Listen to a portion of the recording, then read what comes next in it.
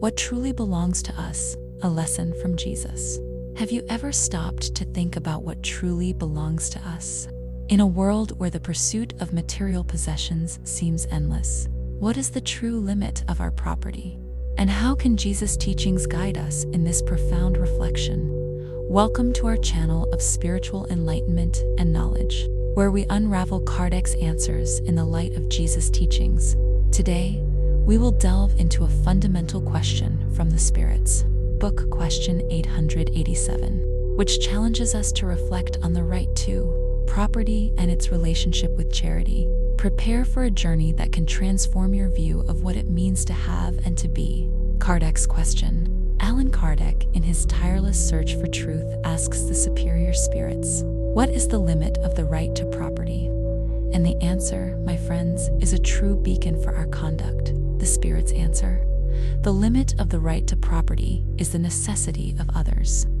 Property is a right, but not an absolute right. It is a conditional right, which must yield to the necessity of others. This answer resonates with immense force. It takes us out of the comfort zone of individualism and invites us to look around, to our brother. The right to property, so defended and valued in our society, is not, according to Spiritism, an unconditional right. It finds its limit in the needs of others. Jesus' vision. Jesus, the guide and model of humanity, lived and taught this truth in an exemplary way. He did not accumulate riches, did not defend possessions, but rather sharing and detachment. Remember the parable of the rich young man, who went away sad because he could not give up his possessions to follow the master, or the lesson about the lilies of the field and the birds of the air, who neither sow nor reap, but are sustained by divine providence. Jesus showed us that true wealth is not in what we possess, but in who we are and what we do for others. He exemplified detachment from material goods and sharing, showing that charity is above individual property. In a world where social inequality is glaring, this message becomes even more urgent.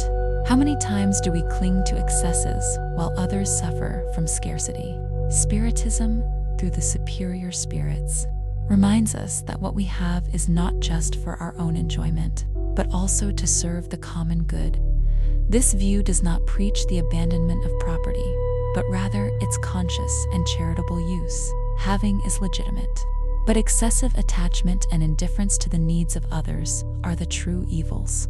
Property, when seen through the lens of Spiritism and Jesus' teachings, becomes a tool for collective progress, a means to exercise charity and solidarity. It is an invitation to question, can what I have alleviate someone's pain? Are my possessions serving love or selfishness? How about we start practicing this in its fullness today?